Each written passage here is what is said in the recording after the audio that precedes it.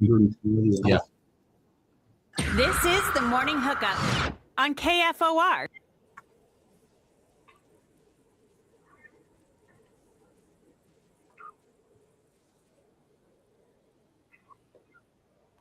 Good morning, Lincoln, Nebraska. Happy Thursday. Welcome into the Morning Hookup. Bill Hooks. So I got feedback. My bad. Elijah Herbal. YZ in the house. Good morning. Happy Thursday. Welcome to the Morning Hookup. Boy, a lot of fun stuff today, man. We got a little World Cup preview going on today. Special edition of the Almanac. Jeff Moats will join us here in segment number 2 of hour number 1. Get a little Legion update. Area tournaments about to start. The Scottish Open is underway. The Scottish Open, the prequel, the get ready for the British Open or Open Championship. Got that. Hour number 2. 2 of the 3 Salt Dogs All-Stars are going to be hanging out in studio on the Morning Hookup. Zach McCleve and Connor Bakneski. I've been working on that lap. That's not very easy for me. Bakneski. I read it out phonetically for you. Bakneski.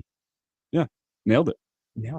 They'll be sitting right here to my right on the Morning Hookup. Salt Dogs coming off a win last night. They got it in before the rainstorm rolled into town. They're on a roll right now. Yeah. It was very, should we call it not a great start to their season? They got some late arrivals onto the team. Kind of took them a few weeks as they had some guys playing some other leagues before they made their way to Lincoln. They got themselves a favorable run in the schedule, and they've just been stacking wins as of late, which has been so huge. Now they find themselves only 3 games below 500, right in the thick of things. If you find yourself at All-Star break at 500, you are firmly in contention to go make a playoff run. And with as well as this team's been playing as of late, I am super excited for what late July, August can be, as we're a little under a week away now from the All-Star game. That's a top 3, right? Is it the top 3 in each division? Top 3, and then 2 and 3 play each other for the right to go play the number 1 seed, and then whoever wins from each division takes each other on in the championship. Yeah, because right now they're sitting, I think, 3rd, tied for 3rd, virtual tie for 3rd, as they got one tonight, Thirsty Thursday, out at the ballpark at a Haymarket Park tonight. They got the Railcats are in town, and then they hit the road. They're going to hit the road against Sioux City Explorers for a set coming up out there. So we'll have those guys in coming hanging out, and I can't wait to ask them some of the questions. I do want to ask them both about Coach Frisbee's ejection night. Which one? I don't know if they're going to comment on it. The one that made SportsCenter. Yeah, that one. I think he's up to 4 or 5 on the season. Is he up there? Yeah, he got ejected on Sunday as well. Is he going all Bobby Cox on us? He's always had a little Bobby Cox to him. No, nobody can be Bobby Cox, by the way. I know there's people that try to do. I think you look at the Yankees, like Boone. I think Boone tries to be that, or I don't think he's trying to be that. But man, Bobby Cox was one of the best. But the ejection number was pretty high. So we'll talk to those guys about just about a lot of stuff. And if you guys have any questions for them, throw them in the stream. Join us on the Morning Hookup, whether it be on YouTube, Facebook, or call us in 402-489-1240. Boy, yesterday, I got to tell you, I played golf yesterday. It was bad. Bad. Was it the course's fault? No, it was my fault. Might have been my cart partner's fault. I'm just kidding. No, pass that accountability. I'm passing it. I'm passing along. Got my butt whooped in the game yesterday. Didn't play well. That was in the 90s yesterday. Adjusted probably. He's listening. Well, he told me I had to come out and confess about how bad I was yesterday, how much money I could have lost to him. Well, we talked yesterday about your ball flight. Yeah. It's not a good time of the year, I don't think, to be working on your game. Oh, no. There's a couple things you don't do. This part of the season, you don't work on your game. You don't experiment. You don't experiment right now. And 2, and I'm not dogging all the professionals out there to give lessons. This ain't the time. I see a lot of people that will take a lesson and then go try to play and add that lesson to your game. Nope. I told you I did something yesterday or 2 days ago that I don't think I've ever done in my life, unless I was at Top Golf or something. I went and hit 2 bags of balls at the range. I literally went there with my son to hit balls at the range. I don't do that. It's not my game. Literally, my warm-up session consists of about maybe 12 balls on the range. Couple this, couple that. Drivers, let's go play. Yeah, then you got to fill up the cup holders. But yesterday, I was bad. It happens. Bad. Whew. Got through it, though. Had a good day. That ended with baseball practice out in the heat. Do you guys get the baseball practice in before the rainstorms hit? We did. Boy, that was wild. Because, it was quick. It was quick. Like you're sitting there. Well, we were at home because baseball got done about 7. And you could kind of see it out maybe to the northwest, like in the distance a little bit. Got home, got settled, got everybody, dinner, whatever. And then you start seeing the alerts. So, severe thunderstorm, like, Then it's like, hello, we're here for a long time. How much rain we end up getting? The south side had some good rumbles of thunder. We got about 2 inches last night. My goodness. Yeah. Don't you wish you could, get that water up and send it out west to them? I like the water. We've had a lot. Lincoln's been very blessed. Elijah's like, no. Yeah, no, yes, in one sense, but in the other sense, we need to keep enough to keep my lawn going through these upcoming hot few weeks of July, the dog days. It is the dog days right now too. So, don't be selfish, Elijah. No, I'm not being selfish here. I'm being hospitable. I just want enough to keep my lawn going. No more than that. The West can have everything else. Is you eating a taco? Yeah, I'm like, what is that? It's a wrap. Oh, is that one of those nice breakfast wraps from that place? Yeah, Breakfast wrap. I've had one. Is that the turkey sausage? Just sausage. We're making him talk through a mouth of food. Apologies. See, you know what I got up to last night? What's that? So, we did some cooking at my house, which was brutal. My AC's been struggling to keep up just a little bit in the last and then you turn the oven and stuff on, it gets hot. I was using the oven. My roommate was shallow frying some chicken cutlets. We hit like 78 in my house last night. So I did not sleep the best because it's 78 in the house. I'm off to bed, preparing for a warm night of sleep. And then as the storm rolls in, the cold front hits, sun goes down, my roommate decided to crank the AC. Like, we're going to get it down now. So I wake up this morning, it's like 65 in the house. So I just did not sleep well because my body's essentially changing the biochemistry as the weather changes. But before that, watched the movie Obsession. Never rented that. Oh yeah. Saw it in theaters. I hated it. It was so good. Is that not a great way to describe it? Yeah. I hated it. It was good. I hated it. It was so good. I hated it. 4.25 stars out of 5. It'll freak you out. It'll give you the heebie-jeebies. See, I don't need so it's the whole premise of it is it's a guy, we call him young 20s, like 21 years old. Yeah. That is madly in love with a coworker, but she doesn't feel the same way. Oh. And he gets one wish, and his wish is for her to love him. And it's it's the classic story of be careful what you wish for. Oh yeah. And everything that comes from that. She not only falls in love with him, but she goes absolutely insane. Yeah. And turns like demonic and stuff. Yeah. Worth the watch. I almost said something that's going to get me in trouble because it'll stick with you for a little bit. Were you going to make a? No, I'm not. I was. I knew where you were going to go with that. You know where I was. We'll let that lie. Nope. No. Good movie, worth the watch. It hits the psychological thriller pretty well. Like, it's one of those movies that scares you without jump scares and all these things. So yeah, it was one of those movies where the entire time just kind of clenched and tense and didn't like any of it, but then got to the end and I'm like, I'm glad that's over. That was really good. Do you like the part where she walked backwards? Yeah, dude. See, because that is in the background. It's like, ugh. Yeah. No. Yeah, it got me pretty good in the theaters and went home scared that night. Went home scared. Did you watch it with your girlfriend? Yes. Yep. You went home scared. Yesterday was a lot. Yesterday, speaking of that, was a tough day for YZ. No World Cup, and he just realized that there was no Love Island on. And he had to come in the afternoon and work too. Yeah, what in the? No World Cup, and so I'm sitting there excited, ready for Love Island, and she tells me, "Oh, there's no episode tonight." You could have told me sooner. I gotta know what Casey and TT are up to, and Zach and Kada. You could have come over with some chicken cutlets and Obsession. Oh my goodness! Oh boy! Well, guess what it is today? There is some World Cup today. Yeah, we kick off the quarterfinals. Here we go, kicking off the quarterfinals. This will be the run as we get into it. France, Morocco today. Could be a good little match. Sneaky good matchup. We previewed this a little bit yesterday. Mhm. I'll dive back in because this is a matchup 3:00 this afternoon. I'm very excited for.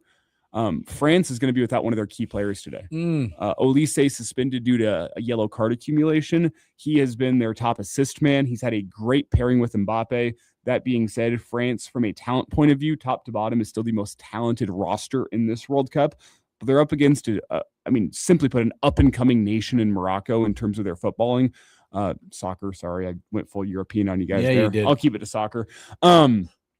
They just won the U20 World Cup a couple of years ago. The guys that won that U20 World Cup are now the guys that are on the senior team. So it's a team full of guys that are young, hungry, ready to prove to the world that they're ready to compete now on the world stage. So it's a whole bunch of young 20-something guys that I would say they don't know what they don't know, and they don't know better. So they're going to come out hungry. They want to prove something to the world, but they're up against a team with France that has a top 3 player in this World Cup with Mbappe, top to bottom, the most talented roster. They were in the World Cup final last time around. And I think it was 2 World Cups ago, they won the whole thing. So it's a team that is to be reckoned with France, but with Morocco, the motivation factors there. They're hungry. This is I think the perfect match to lead you into the quarterfinals, which should just be fantastic all weekend long. France, big favorites, by the way. minus 180 off the board. Morocco coming off, big value. If you wanted to throw a little dabble, plus 525. Value-wise, I think if Morocco wins it, they'd have to do it probably in extra time. Value-wise, I love Morocco today. It's a good value. You want to play a little, you want to dabble a little bit. That's a 3:00 match today, by the way. If I'm sitting here, I will tell you my prediction is I think France wins this, but from a betting point of view, I love the value on Morocco. Love the value on Morocco. This would have to be a game that they take probably 1-1 to extra time and hope for the best. Hope for the best, whether it's in penalties or they sneak out some sort of a win in extra time. But France is the better team. Did you say France had a player out or Morocco had a player out? France.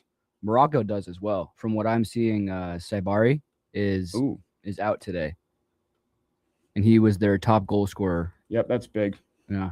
Whereas Olise, top assist man for France thus far in the World Cup, he will miss the game. His link-up play, his just connection he's had with Mbappe all World Cup has been fantastic. Mbappe is good enough that I think he can get it going without Olise sitting there in the midfield, pinging passes up to him, playing those through balls to him. But I think it's a huge loss for Mbappe because it has been one of those tournaments where Olise gets the ball, attacking third, edge of the box, and 9 times out of 10, he is looking for the run of Mbappe. How do I get this through to Mbappe to score a goal? If it wasn't for Olise, I don't think Mbappe would be where he is in the Golden Boot race. He'd still be great. He'd still be impactful. That's a big, big loss for France. It's one of the reasons why I like Morocco as the underdog from a betting point of view. Today, 3:00, a little happy hour action for you if you have considered to watch soccer during happy hour. And I believe all the games through the quarterfinal in order to get the audiences that you need, I guess, aside from Saturday night's match, they're all going to be afternoon affairs.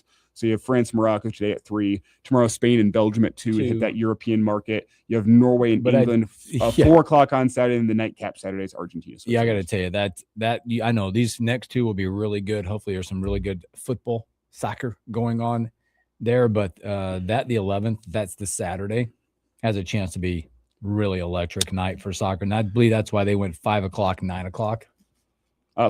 Central time 4-9 4 4-8 4-8 but 5-9 Eastern time. Yeah, and pretty cool place where they're playing at. By the way, when you start to look at it, that they'll be at the Norway, England at the Hard Rock Stadium, and then you get Argentina, Switzerland from Arrowhead.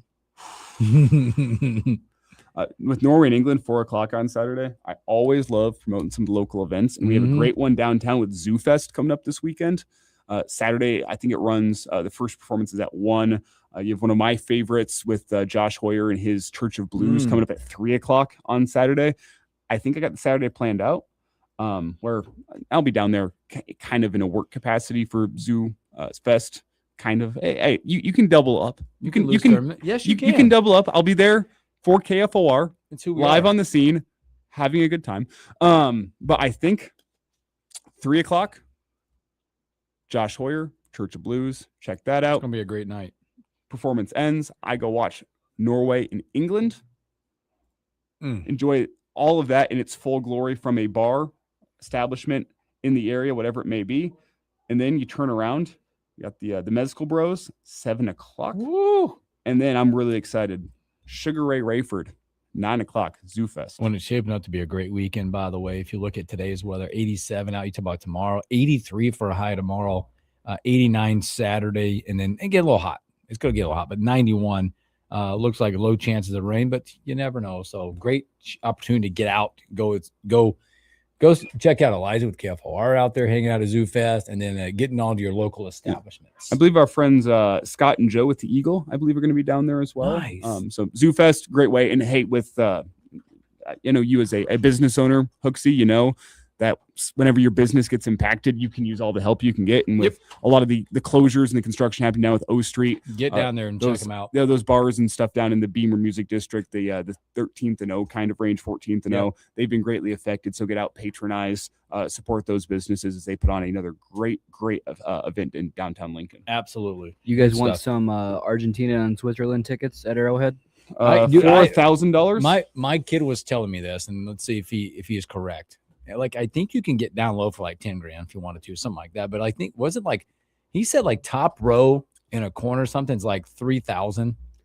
You can get section 305, which actually doesn't look terrible, for around 1,600 from what I'm looking at. 1,600. Yep. That's the cheapest ticket I can find right now. Yikes. Should be a ruckus environment there. So, but World Cup coming up today. Check them out. Let's take a break. We'll come back. It's special edition time on a Thursday. The Almanac. Jeff Moats.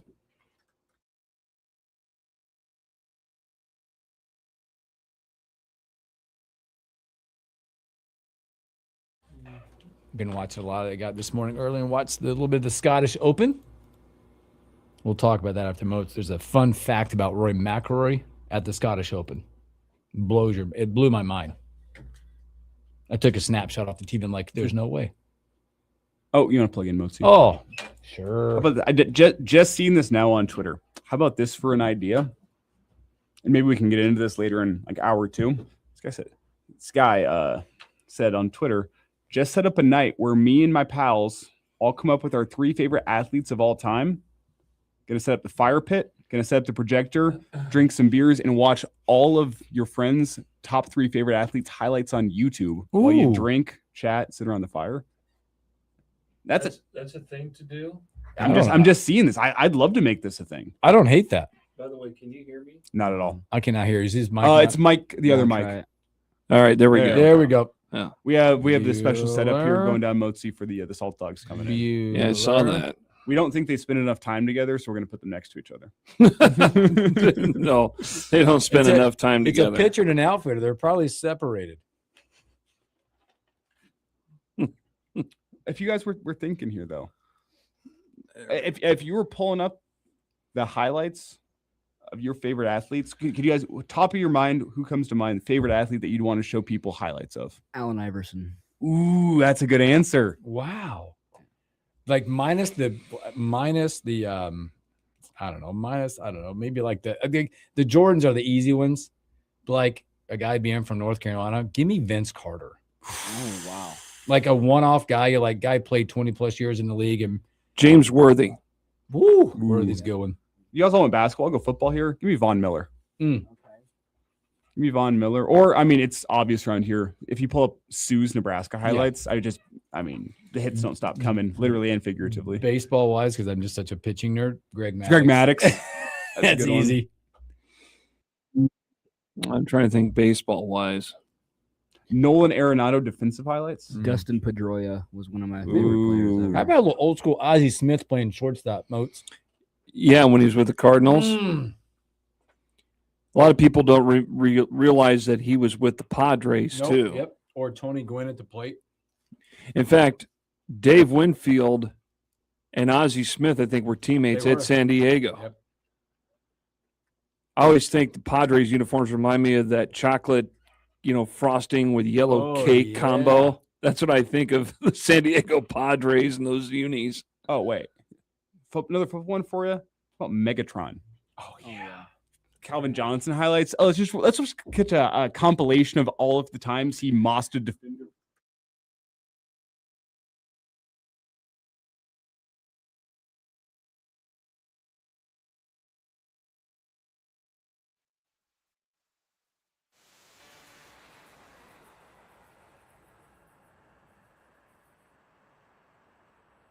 Welcome back in the morning hookup. Happy Thursday. It's a little special edition. You don't seem entertained right now. It's the Almanac Jeff. I was not expecting to come back into Dancing Queen. I thought Who- I thought Hugh Malone was going to walk in the door today. No kidding. And by the way, who's in charge of the music? He's on the ones and twos today. When I think Dancing Queen, I think Jeff Moats. You need to have your head It's the same thing- examined. It's the same thing when we were talking World Cup. I'm like, Moats is up and up on the soccer world. Yeah, you know me. Moats, your favorite soccer player of all time? Can Pele. you name one? Pele. I was gonna say Pele. Pele. Mia Hamm, Oh yeah. Hello, Morgan. Alex Morgan. Morgan, come on now. Who's the gal with the purple hair? Megan Rapinoe. Yes. She was talented. I thought she was a great player. Yeah. Landon Donovan, Clint Dempsey. There's your soccer nerd right there. Oh no, he's up and up on the football. You only need to watch some Zinedine Zidane highlights. You ever seen him headbutt the dude? Nope. Crazy. He's up and up on the football modes. That's football. Football. Speaking of, this is an aside. We'll get into prep sports here in just a second. Whenever Flo Balogun for the U.S. scored a goal and got a straight red, he was the first player to do that in a World Cup since Zinedine Zidane, who scored a goal and then got sent off for headbutting an opponent in the chest. The more you know. We got to He's do the this for the almanac. people on the video. The more you know. No, he's the These guys wouldn't get there too young. You and I remember that because Yes. that's what NBC did for many years on TV. The more you know. Hugh Malone chiming in, by the way. Malone dude chimed in and said Moats today instead of tomorrow. Yes, he's got to go. He's off on sabbatical. Yeah. Tomorrow. So He's gonna go be a little arm candy. We both have today's Jeff Moats and Yep. tomorrow's Jeff Moats hanging out with you on the show. yeah. That's right. Look So at there- that. there you Tomorrow, go. I'm just going to call myself Jeff Moats on the air and see if anyone knows it. Yeah. Let's just see how it goes. We got Because you're going to be me all day tomorrow. But quickly here, I do have the. You guys need to pull this up because this is the craziest thing you'll ever see. Yep. This is the headbutt I was talking about. Holy moly! Yeah, no, he goes straight in on the guy. It's like a chess cave, Yeah, it's a forceful, powerful headbutt. and he's out. See ya. And yeah, he gets the red card, deservedly so. That's targeting. these days. That looks like Mad Dog Vachon trying to do that. My gosh, yeah, that's soccer targeting right there. Yeah, you'll get a 50-yard penalty in football if you try that. You might get ejected. The kids are like, "Who's Mad Dog Vachon?" Yeah, they don't know. Put that guy in the box. We got the Almanac Jeff Moats. 5-minute We're major. gonna talk a little prep legion out there right now. Yeah. You caught a game the other day, but then we also have some stuff coming up. Yeah, we did Southeast and Hastings.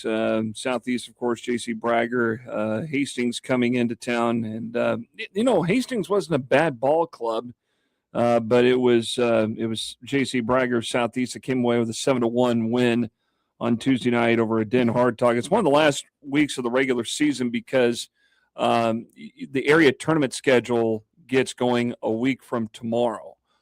We don't have the brackets yet. We'll tell you where some of these tournaments are going to be played that have been set up, but we won't know again the official brackets here for. Well, they were supposed to be set and released Tuesday, apparently, but they have not been released yet. But with Tuesday's game, it was Bragger that it was a 1-1 ball game at one point. When Hastings came back and tied it up, and then 2 more runs came in for Bragger, and then in the 5th inning, I don't know if you got the clip queued up, YZ. Drayson Orr had a 2-run double that kind of broke things open for J.C. Bragger, and that was one of the key highlights of the game. This happened in the 5th inning. Bases loaded here. Again, 1 out. Bottom of the 5th. Orr up to bat. The pitch. Fastball opposite way into right field for a base hit. 1 run's going to come in. Another one being waved around third. So Gordon and Foster all score on a 2-run double. And if you're wondering, Gordon, by the way, that's Brooks Gordon. That's Alex Gordon's nephew. The brother. Yep, Yeah. got it. Yeah. So that's a third generation Gordon that's playing for Southeast. Talented ball player, too. Yeah. Great grandfather was a longtime head baseball coach over there for many, many years. And so, yeah, so very, very athletic family. But, yeah, so J.C. Bragger gets the 7-1 win on Tuesday night against Hastings. And now we get ready for the area tournaments. I think there's a couple more games left today or tomorrow, and then everything. I know the juniors tournaments in the lower classes get going on Sunday. I believe Saturday. Or Saturday. Yeah. Okay, so they start Saturday. Mm-hmm. And because I know Malcolm's hosting one of those tournaments. Mm-hmm. By the way, Malcolm, we saw them last week, and they played in town Tuesday night over at Sherman against Union Bank, which is Pius X, and Pius won it 3-1. A very contested game. I like what Malcolm has got. I mean, they got a lot of guys that kind of bounce between their juniors and their seniors teams. And no matter what, I mean, they're all great ball players, very fundamentally sound. I'm very impressed with how they play. I think we said last week, I'll say it again, they just seemingly don't run out of Wisniewskis. Yeah, there's another one. And they're all great ball players. Yeah, tremendous baseball players. But again, fundamentally sound ball club.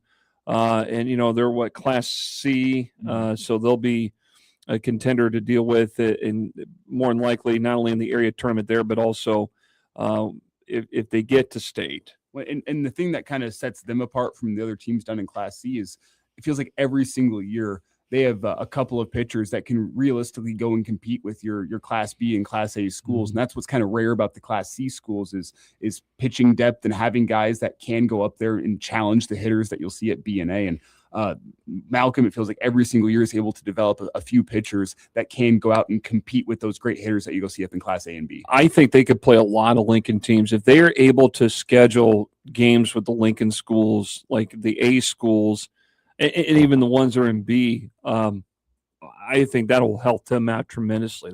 I think that's great exposure for them. And it kind of showcases what they're capable of doing and how they can hang with some of the bigger schools too. And they've played over the past couple of years, and I've been lucky enough to work a good number of Malcolm games, both spring and summer. And I love getting out and working in some of the towns around Lincoln. And what sets them apart is it feels like every single year they're able to change the style in which they play. You go back 2-3 years ago, that was a Malcolm team that was hitting bombs, like just home run after home run. They benefit of a smaller ballpark out there in Malcolm.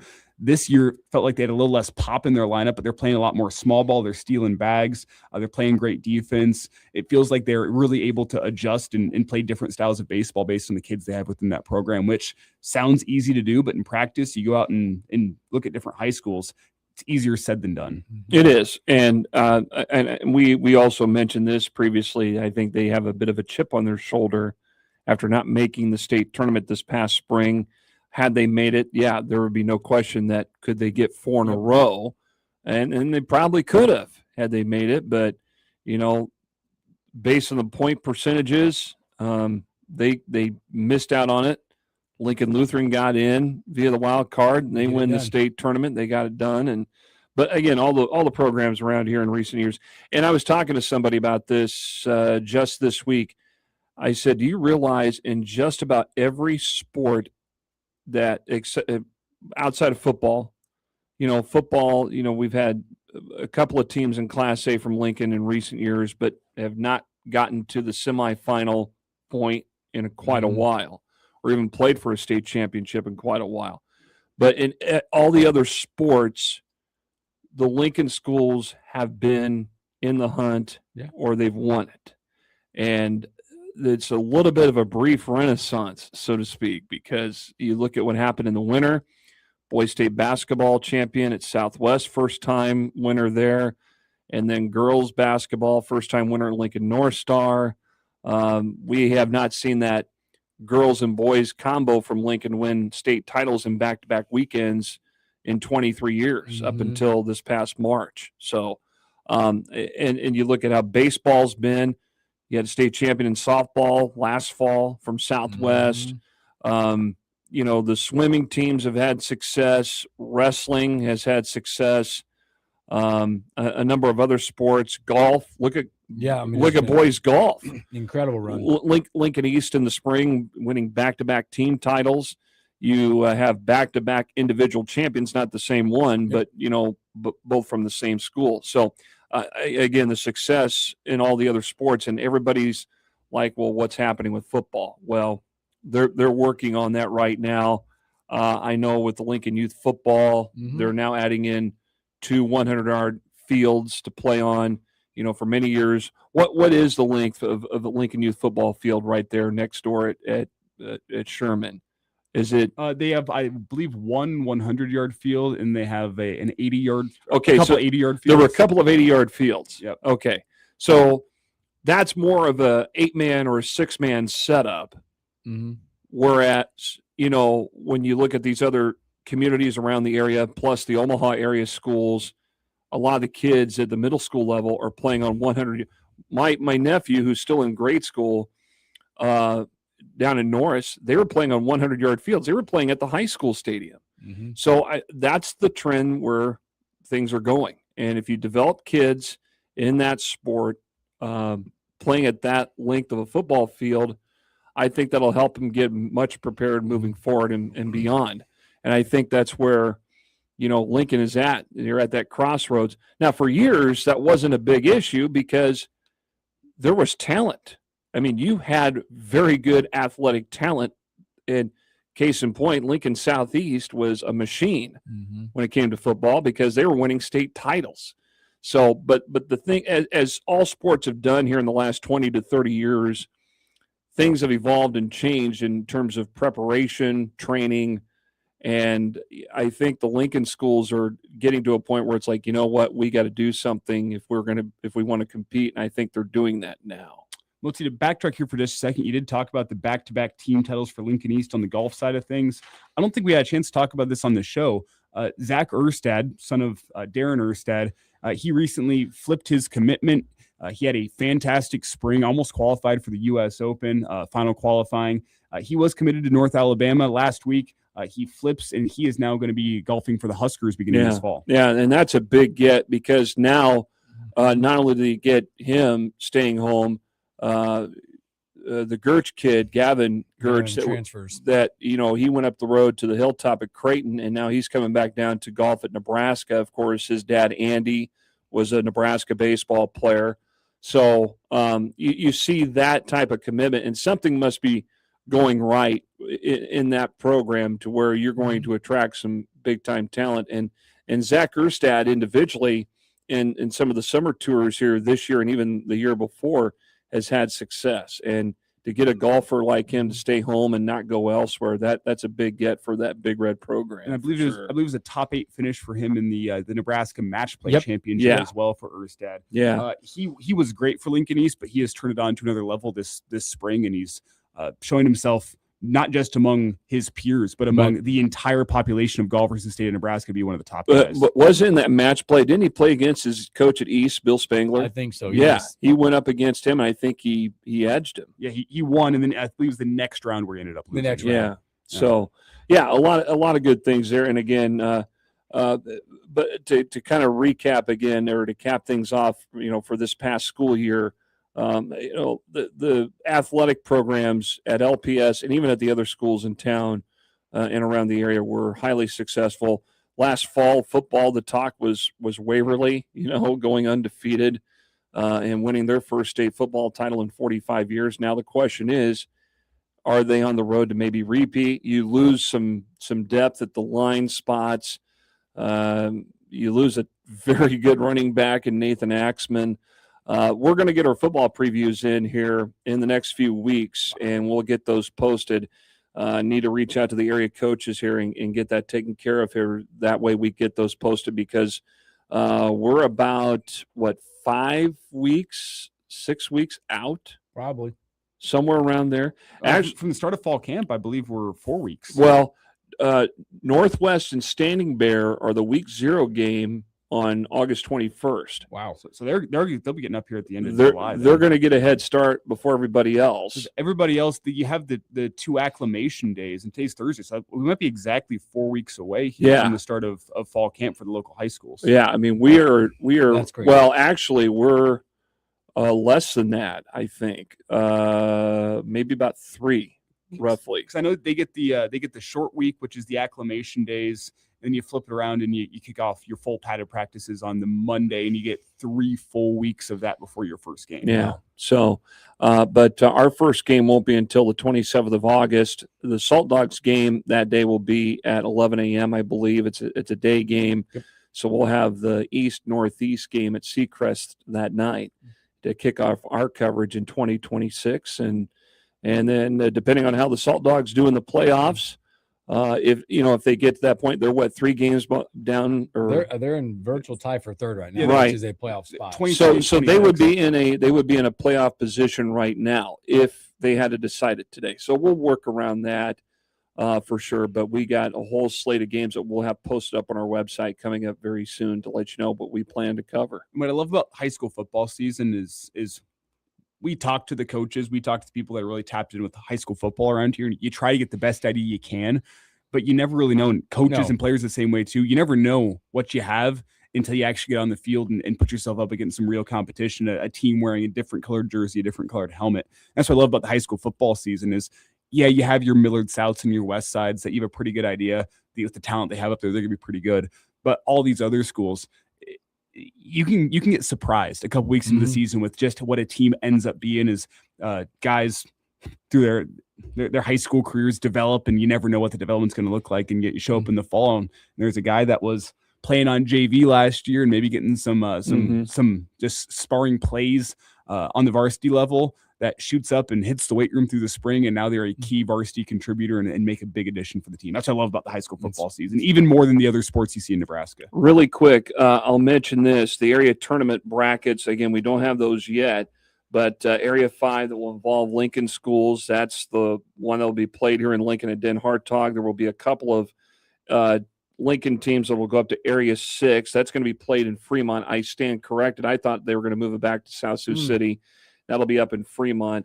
Once we get those Legion brackets for the area tournaments, we'll have those posted, and we'll have them in our sports as well. But nothing as of 9 o'clock this morning. So Stay keep tuned. checking. Stay tuned for those updates on KF4Now.com. We'll get those posted as soon as they get out. You got anything from Oates?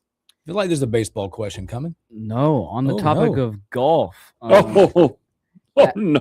At the boys NSAA State Golf Championships, there is a record held by several golfers. Do you know the lowest single round score shot there? Ooh. Can I get a lifeline? Starts with a 6. Yeah. What year was this? Yeah. Multiple years. There's 2014, 2023, 2012. It's tied by multiple people. I'm gonna be close. Is Gavin Gertz one of them? I'm not sure. It's not showing me all of the names currently, but So there's a good number of folks. It's a good number. yeah. This number was a viral meme for multiple.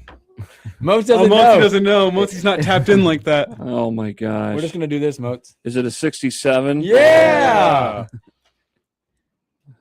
Well, who was it? How many guys? Right now, I guess the website is down, but right now it's showing me It's trying to load all these people and it just crashed. Alex Shakey Oh, Alex Shockey. from Creighton Prep, Yeah, because he golfed at Iowa, I believe. Samuel Vochelka from Miller North. Okay. That's the only two that I have right now, but if I can kind of bring up a little bit, I think there's at least 5 that have. Okay. So 67. Mhm. Yeah. It's not bad. It's not bad. It's not bad. Hooksy, what's your all-time low round? You don't have to tell us the course. It's back in my college. 70s, 78. That's pretty good. Pretty good. That's when I was pitching in college and pitching and just running and playing golf. That was it. Not that good I anymore. have no golf game Not that good whatsoever. anymore. Back when you were just Golf's a game you got to play. Yeah. You got to play consistently. A lot. What do you? Okay, now bowling. What's your best? my best. Stat check. He- do you have a ring? I believe. Yeah. Do you have a ring? 227. is Whoa. my all-time best. Oh, you don't have a ring. 227? 227 is my all-time best. That's impressive. The second half of last year, I was carrying about a 170 average, 160. I think the best I ever bowled was like a 185 or something. With or without bumpers? Without. All right. And there's a rush to it. Whenever you got that good game going, just feels like everything's knocking down all the pins. Whew. Are you like Fred Flintstone, Twinkle Toes, when you get ready to release the ball? Only after Unfortunately, I get made. made fun of in the league because I do twinkle toe it up just a little You bit. do not. I do. You do not. We're gonna have to get you to display. Do this. you have a spin and a curve? Yeah. No, and they've tried to coach the twinkle toes out of me, and it just screws me up. So I just stick with it, and people will. I get called Fred Flintstone, mostly by my dad. I but- just There throw. goes Freddie. I just throw a Dibba-dibba-doo. fastball down the middle of the lane. you know, you got to get the proper angle into the pocket. No. No, it's science. It's physics. You got to get to knock the best chance of knocking down as many pins as possible. You need to have an angle coming into the pin. So yeah, Who would have thought that you had to learn physics to bowl? well, it's more just with where the ball hits the pins, it knocks them in certain directions, and it gives you the best chance at either a strike or knocking down the most pins if you come in from I can't remember the exact degree angle. Above my pay grade. and brain Elijah power. Earl Anthony Herbal, everybody. You know who Earl Anthony was, right? Mhm. Okay. Call me Pete Weber. I like that. Pete Weber. Okay. You like that? All right. Love me Not or Ernie hated me. McCracken Love me or hated me. You watched. with the You clear watched. bowling ball and the rose in it. Ah, it was good. I did see the coolest bowling ball on social media one time that had an old school Miller Lite can. It was a clear ball, but it had an old school Miller Lite can suspended in the middle. Oh, Really? It was so cool. Wow. Yeah, wanted one of those. Things There that you go. people will do. it's So, the almanac, Jeff Moat. all righty, fellas. you, Have a Mochi. good early sports You weekend. too, my friend. All right, we'll take our final break of the hour. We'll come back. We'll talk a little golf, Scottish Open.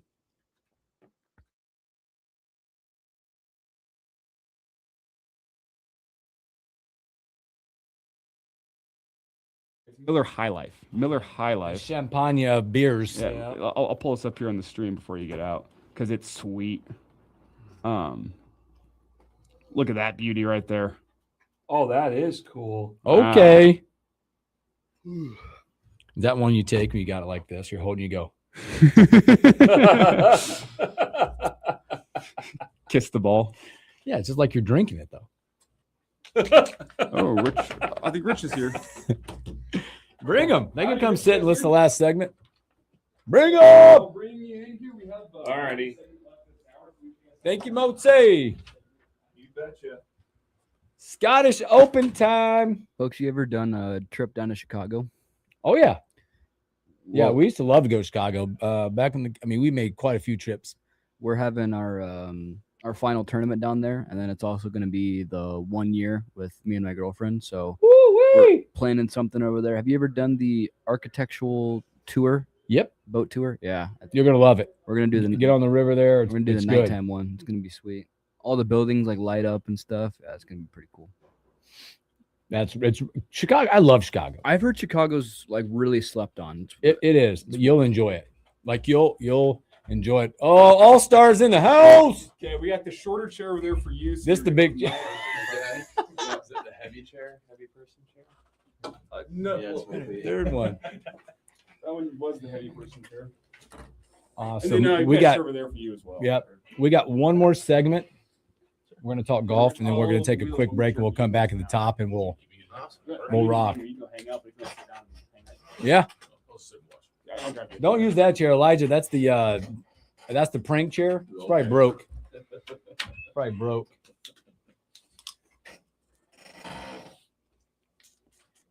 Probably broke. Let's talk.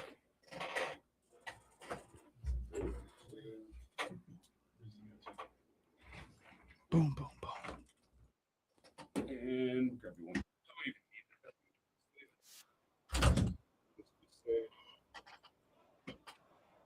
Crazy stat. Did this crazy McElroy stat I'm going to give you about the Scottish Open?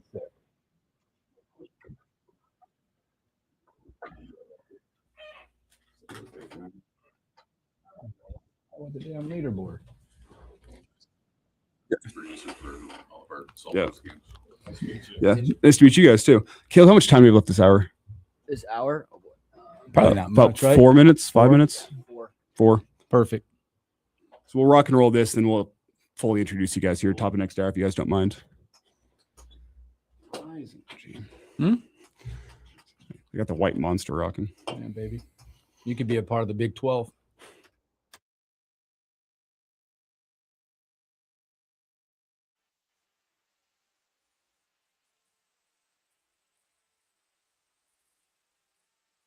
Welcome back in the morning hookup. Special thanks there to the Almanac, Jeff Moats, hanging out with us. Little Legion baseball area tournaments coming up out there.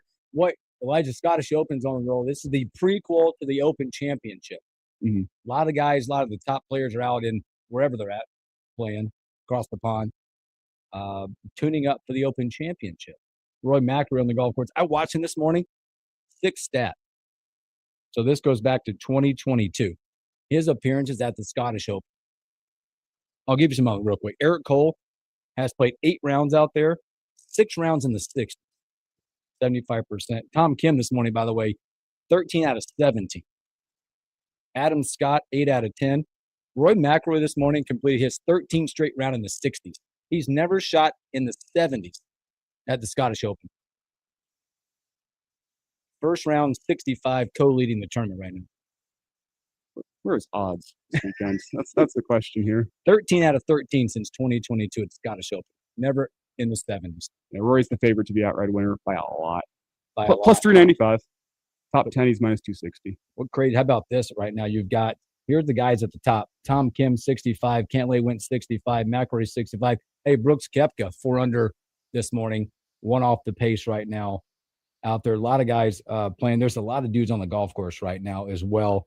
And world number 1, Scotty Scheffler, even par, who has many holes right now as they tune up for the Open. We got a caller on the lines. We got Caller on the line. We got Dave. Dave. Never mind. Dave. He's calling back. We Dave do not hung up. have Dave. He's calling back. Not Dave. Could have been Dave, but yeah, they're out on the course right now. A lot like this is everybody's there, and they'll stay over there for the Open Championship. What about that? 13 out of 13 in the 60s. Rory in Europe. It's incredible. With the Scottish Open, Yeah. Do you care who wins this weekend, or is it about who's playing well going into the Open? It's who's playing well going into the Open. They're just getting out there. I mean, obviously, all these guys want to go out and win, but it's like who's playing well in those conditions out there. They're hitting their different shots, the rolls, the link style, all that stuff. We got Dave now. I think Dave called back. Dave, what's up, brother? Hey, Bill. Hey. Well, hey, first of all, I hope you didn't get charged too much for that small real estate spot at Slim Chicken. But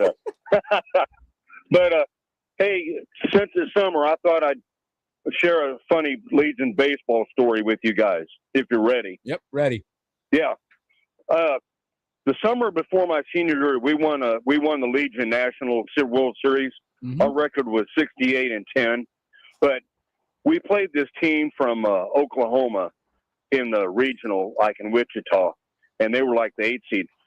It was 13-0 in the bottom of the second inning. So I get up to bat, and I get walked. The guy behind me, my teammate, gets walked. So the third batter, my cousin, comes up. He gets hit, and I saw the umpire. I said, "Hey, you got anybody else pitching?" He goes, "Why?" He goes, "You know who you just hit? You hit the underboss's son of the Sabella family. That's that big guy.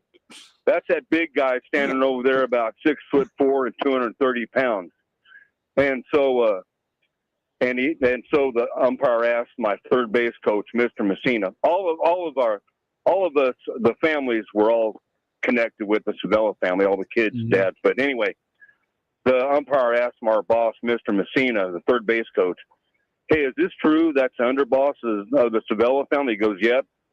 So the umpire walks over to the coach and says, "If you don't got anybody else to pitch, we're going to call the game because that guy over there who you just hit, the pitcher just hit, that's the underboss of the Sabella family. I don't want any trouble." So the umpire calls the game. Oh, no. Wow. So, but anyway, I thought I'd just share. It was pretty funny at the time. So you guys have a good day. Dave, okay? appreciate it, brother, man. Take care of yourself. Okay. Thanks for calling in. All right. The wildest story I've ever Dave's heard. always got it, man. He's always got it. We'll have to ask.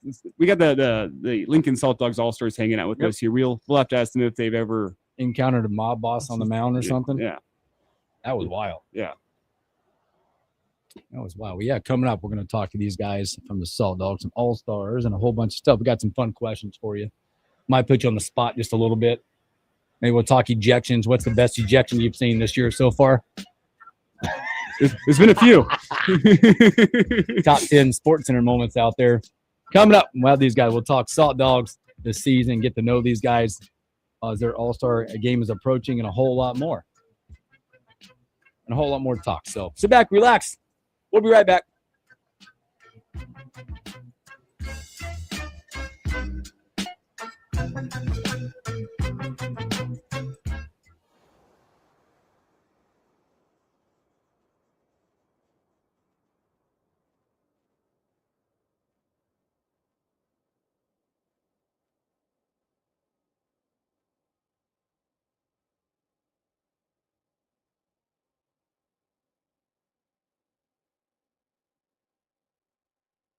Gas prices through the roof, cuts to Medicaid, and closing rural hospitals. In Pete Ricketts' world, when things cost more, Dad just picks up the tab.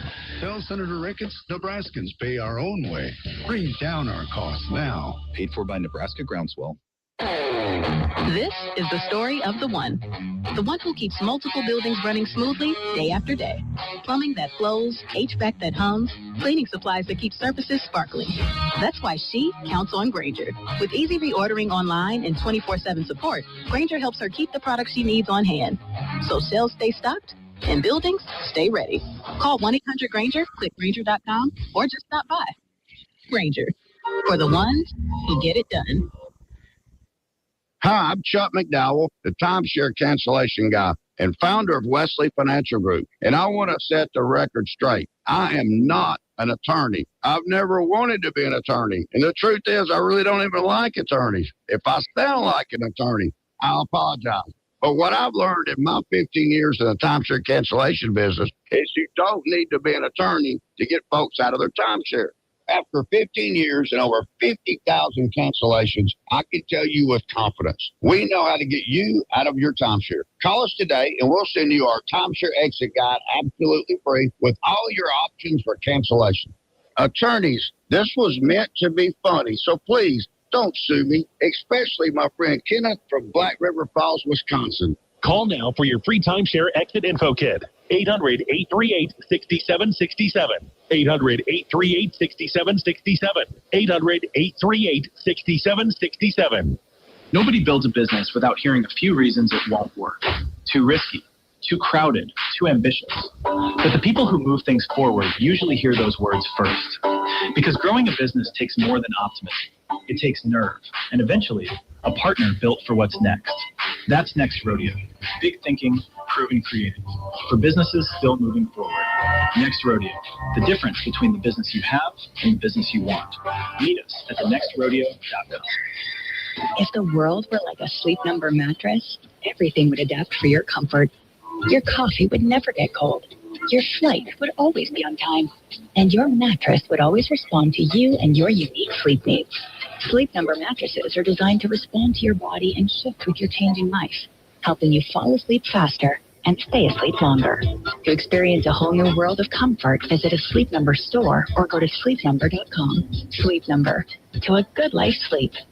One of life's greatest mysteries has finally been solved. Who let the dogs out? Bruce, Bruce, Bruce. It's spruce, the weed and grass killer that's safe for use around people, pets, and bees. When used as directed, spray the leaves for visible results in just 1 hour, and dead weeds in just 1 day.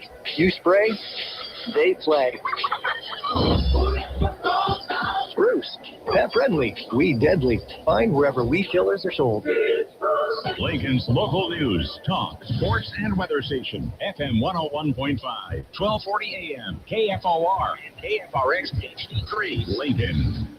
From ABC News, I'm Sherry Preston.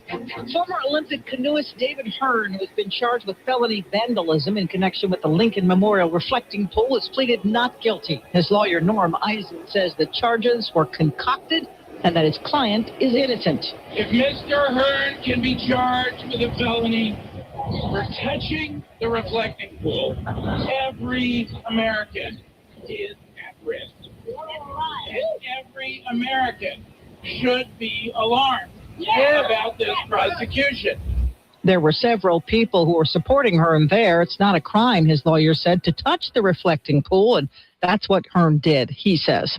The ceasefire between the U.S. and Iran in question after President Trump declared it over. ABC's Martha Raddatz. A new round of U.S. attacks on Iran, larger in scope than those the night before, according to a U.S. official, striking at least 90 military targets. The president in Turkey at the NATO summit saying he was done talking to Iran. But last night on Air Force One, returning from the summit, the president claiming that the Iranians called him, wanting to make a deal. President Trump had said the war would last 4 weeks. It's now in its 5th month. Protests in Houston after a father of 3 was shot and killed by ICE agents. Lorenzo Salgado Arujo was accused of trying to ram agents with his car. This officer shot in self-defense. However, ABC's John Quinones says... The victim's son says he thinks his father may have been fleeing the agents because they didn't identify themselves, because they were in a vehicle that was not marked, and because he might have well feared he was being carjacked. Salgado Arujo had lived in the U.S. for more than 3 decades. Sales of previously owned homes down 2.4% month over month. The one bright spot is the Northeast. Home prices rising again. Median home price in the U.S. over $440,000. This is ABC News. Oh, man, I love this place. I've been surfing here since I was a kid. Now, seeing my grandson out on the water, it means everything to me. Watching him, taking in the blue waves, the sea breeze, the blurry horizon.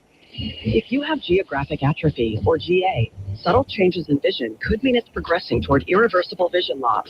Izervay is proven to slow GA progression and could help preserve your vision for longer, so you may keep seeing the world around you. Izervay, or avacincaptad pegol, is an eye injection. Don't take it if you have an infection or active swelling in or around your eye. Izervay can cause eye infection, retinal detachment, or increased risk of wet AMD. Izervay may cause blood in the white of the eye, blurred vision, or a temporary increase in eye pressure. Do not drive or use machinery until vision has recovered after an eye injection or exam. Ask your retina specialist how you can slow your GA with Izervay. To learn more, call 1-855-IZERVAY or go to izervay.com. Paid for by Estella. An injury crash in Southwest Lincoln. Good morning, I'm Jeff Modes. We have a partly cloudy sky. We're at 75 degrees at KFOR. Lincoln Police and Lincoln Fire and Rescue got the call about that collision around 8 o'clock Wednesday night. Dispatch to the intersection of South 9th Street and South Street regarding an injury crash between a 2018 white Dodge Charger driven by a 23-year-old man and a bicyclist. Lincoln Police Lieutenant Chris Weber tells KFOR News the investigation showed the Charger was southbound on 9th Street and approached the intersection as the southbound traffic signal turned green when it hit the cyclist. The 50-year-old cyclist had a red traffic light. He was taken to a Lincoln hospital with serious but not life-threatening injuries. Former Nebraska wrestler A.J. Ferrari was arraigned in Lancaster County Court Wednesday, a day after he was arrested on an outstanding warrant up in Douglas County. The 24-year-old Ferrari is charged with third-degree assault by strangulation or suffocation of a pregnant woman, third-degree domestic violence assault, and first-degree false imprisonment. The judge set Ferrari's bond at 10% of $200,000. Now, he is due back in court on August 13th. Ferrari is accused of assaulting a pregnant woman in Lincoln back in May, about a month after leaving the Husker wrestling program.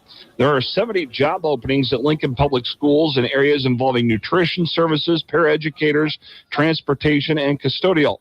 An interview day is coming up next Tuesday afternoon from noon to 4 over at Southwest High School. We are asking that people would fill out the application online before the event, just to kind of streamline the interview process and hopefully speed that up so we can talk to as many people as possible. KFOR News talked to Mike Van Cannell, who is the Human Resources Specialist at Lincoln Public Schools. More details about the interview day with LPS can be found up at KFORnow.com. Clouds will continue to decrease as we go through the day today. We'll see a high around 86. I'm Jeff Motes, KFOR News. Is your Biffy iffy? Is your commode a dragon? Does your powder room fill you with a powerful gloom? Do you blush when guests need to flush? Then put our money where your mortification is. Enter Handyman's 11th annual Ugly Bathroom Contest. You got your very own handyman.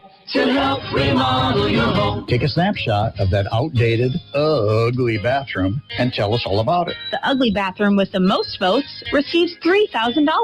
$1,000 for second. Third place and the best written submissions both get $500. Enter online at handymanhome.com/contest by July 29th. Vote online July 31st for your favorite. No purchase required. If your vanity's a calamity, If your lighting's frightening, here's your chance to turn an eyesore into a bath you'll adore. with help from Handyman Home Remodeling Center. For the very best in bathrooms, come to Handyman. This is the Morning Hookup on KFOR.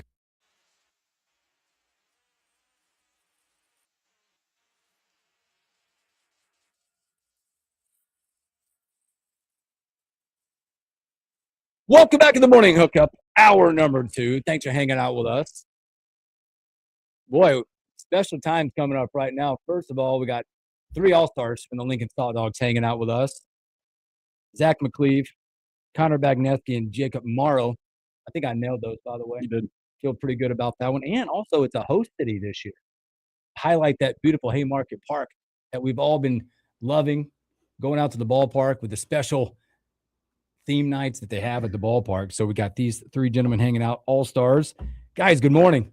Good morning. Good, man. Thanks for hanging out with us. I just want to ask you guys, first of all, obviously come from all walks of life, your first impressions of being in Lincoln, Nebraska, because Wisconsin, probably a Badger fan. Michigan Wolverine. Wolverine, okay. Yeah. Okay, they like probation stuff. Fake I'm natties. kidding. Fake natties. Real natty. Careful of your video equipment. I'm just kidding. Take it with me. But we've got again Utah, growing up in Utah, Wisconsin, Oregon. Okay, first impressions of like what you thought about like I'm gonna become a Lincoln Salt Dog, and you get to Lincoln and you're like, well, it's more than just cornfields. It's beautiful. Yeah, it's awesome. Yeah. Political answer. For me, it's a lot like Wisconsin. Mhm. You know, obviously the farms, the cornfields. It's a lot like where I'm from, so it's not too much of a change for me. And I think it's similar to Salt Lake in a way as well. Other than the humidity, I'm not a fan of. Mhm. I'm a dry heat kind of guy, so it was like, but it's perfect. I love it here. Yeah. To be honest, I've never been to the Midwest before last year, so I did not know what to expect with like Chicago, Nebraska, all of that. But I love it so far. Lincoln's a great town. It's a small town feel, but it's a big enough city to, plenty of stuff to do. So it's been awesome. Best food spot around you guys have checked out? Ooh, that's a good question. I haven't really tried any like local restaurants. You a home cook guy? I eat Chipotle. Is that double steak, double rice? I go triple rice, Triple and rice. then chicken, but I eat it like twice a day. So yeah, I'll go lunch and then dinner with it. Yeah, I think Laszlo's has been good. Yeah, good and spot. then there's another. I think it's like downtown in the Haymarket, like a Italian place. I don't know the Vincenzo's? name. Maybe, yeah. Mm. We've been there a couple Vincenzo's or times, Napoli's, but- probably. Napoli's. Yeah, delicious. It's been great. That's awesome. Well, man, thanks for hanging out with us, with you guys. And hey, I want to ask you guys about like your passion for baseball. Like you're here, like Salt Dogs, you're doing it. Yeah, you guys have, whether it be wherever you played at, but more about youth baseball growing up for you guys, because Lincoln is a big youth sports program, right? They have select ball. I'm an older guy. I didn't grow up playing select ball. I was a Babe Ruth kid growing up. But tell about you guys and where your passion came from baseball, and again, and you continue to do it at this level.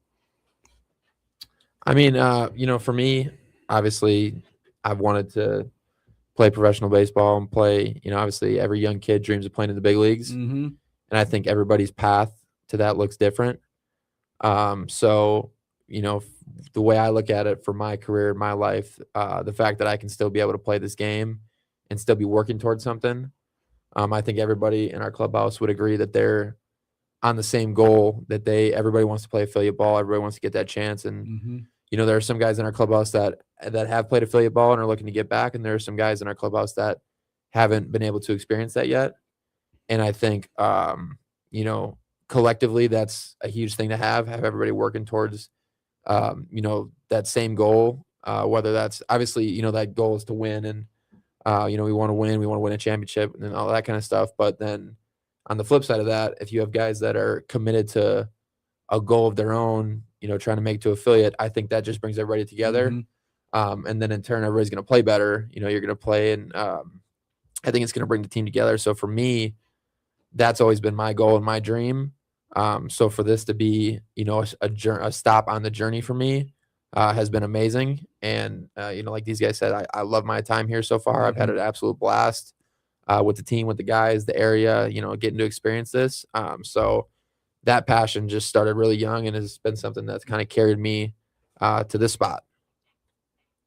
100%. Yeah, no, I mean, very well said. You think back when you're 8-10 years old and you're playing, and then it feels like, honestly, that was like last week, fast forward 16 years and we're here. I've always, wanted to play at the highest level. And then sometimes you don't realize, where we're at right now. And you think back to that 10-year-old version of yourself and you're like, oh, wow. Like, this was my dream back then. And, 10, 15 years ago, that seemed so far, but so quick, it happened. And all of a sudden we're here. And so, yeah, I think there's with youth sports now, I feel like there's a lot of attention towards that. And, a lot of us, at least myself, we grew up playing 3 sports the whole time. So, no, it's enjoyable. And yeah, like very well said, Connor. Yeah. And for me, as a kid, baseball was the only thing. I wasn't tall till I got high school, so I didn't play basketball or football or anything. So it was just baseball right off the get-go. And for me, it was like talent-wise, I wasn't good enough. So I wanted to play in the bigs and I wanted to do this and dream. But at the time, I was like, it's not realistic. And then when the time came, I was like, oh, colleges. And college came. And then same thing. I was like, college is here. I'm going to play. But the dream was like, it wasn't there. And then it came again. I was like, oh, the Rays. And then I got hurt and I've been out for 3 years. So to be here and be able to play and be 3 years out of baseball has been the best. And being in Lincoln's definitely been a dream. And with that in mind, guys that are in the American Association typically have rode the highs and the lows. You don't have the big name number 1 overall picks playing in the American Association much at all. It's guys that have had the highs. They've had the lows. They've dealt with the hardship of what baseball brings. And they've also now found success and found a family. And what does it mean to you guys with that in mind, being selected as American Association All-Stars this year with that game coming to Lincoln next week? Yeah, it means a lot. Like I said, we're a really close group, I think, as a whole for the team. And, to have the All-Star game being at home, I think it kind of makes it, special for us to be able to represent Lincoln and the Salt Dogs and what we're trying to do. And, I think that shows exactly what we're trying to do with the way we've been playing, especially over the past month. And so it's just kind of a really special feeling that we're able to represent our team and the city of Lincoln. And I think it's going to be a lot of fun. And Zach, with you coming off the injury that you talked about, kind of keeping you out of baseball, you've come in and you've been lights out this year. If the stats are correct, I don't think you've given up a home run this season, which is shocking in the American Association because he's got a 1.4 in 19 in the third innings and 18 Ks. A bloop and a blast, that's baseball. What does it mean to you to come back and be pitching at this level? It feels really good because, like I said, I've been out for 3 years, and even in this last offseason, I hung up the cleats 3 different times. I was like, I don't know if I want to do it. And I have a 1-year-old kid now in a week, and so I was like, well, congrats. Thank you. Yeah, it's been good and life-changing for sure. But being out of the game for 3 years, you lose that fight, that want and everything. And so my wife and my parents pushed me. They're like, you should give it a go again. I was like, I don't know. It's like, it's been 3 years since I've been in the games. I got 3 innings in low A, but it doesn't feel like I did because I got hurt in my debut game. So it was like, but being able to come out here and be able to play, it's been for sure. Like, I'm glad I came out, and especially in Lincoln, it's been a good spot to be in. How did you guys first hear about this opportunity? And when it first came up, was there any hesitation, or because there's a lot of sacrifices that have to be made, or was it kind of just like, let's do this thing? Yeah, last year I was in this league. I was down in Cleburne. So during the off season, the contract came up, and then there's a couple options to go other places. But I remember we played in Lincoln last year only for 3 days, and then that was my first time being here, and it was awesome. It was beautiful, the college town, and the field is the best in American Association. And honestly, I haven't spent any time in affiliate ball, but my guess it would be up there as well.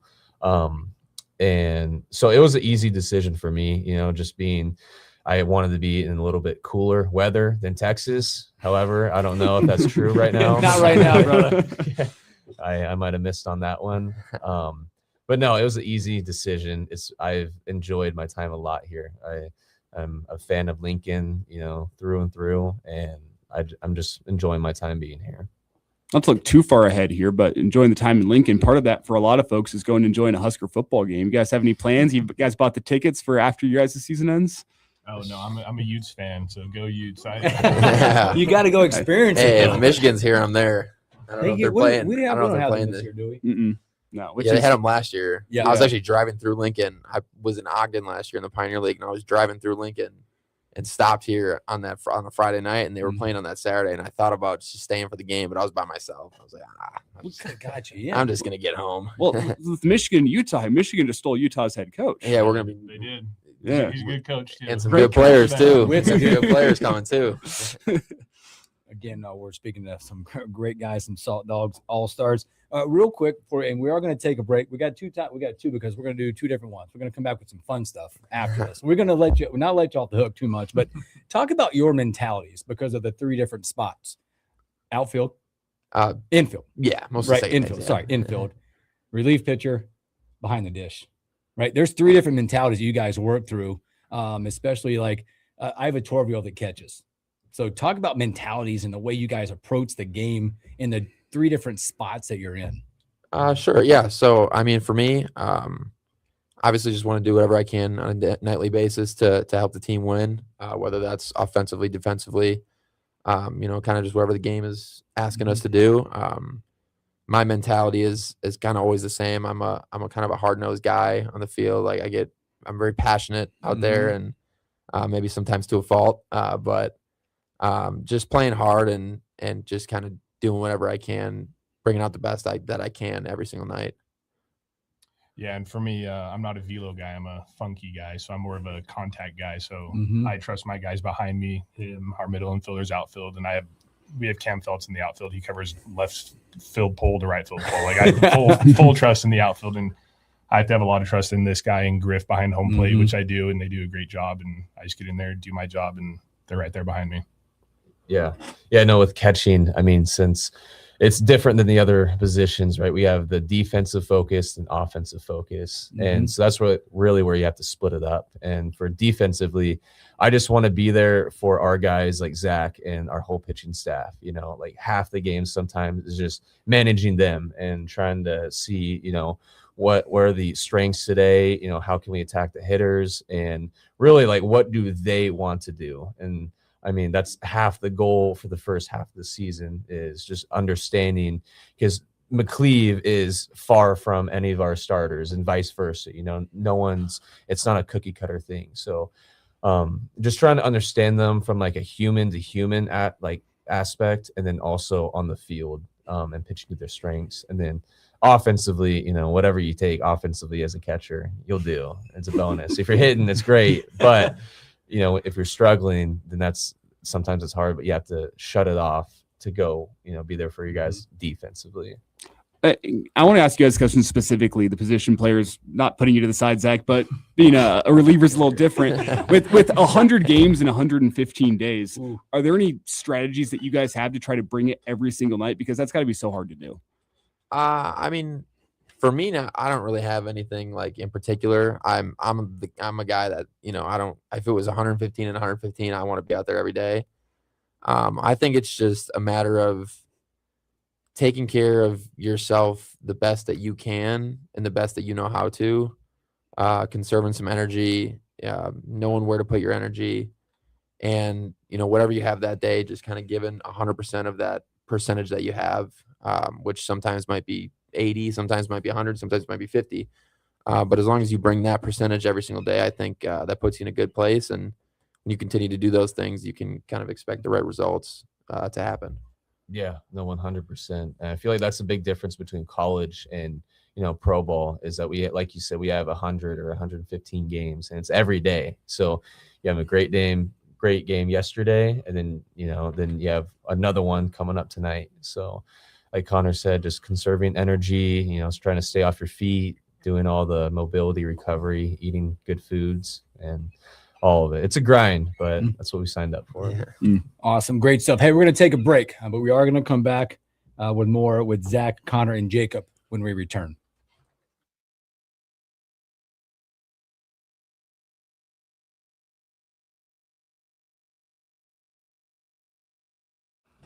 We keep it fun in live. the breaks, yeah. We keep it live during the breaks and talk a bunch of whatever crap that we want to talk about.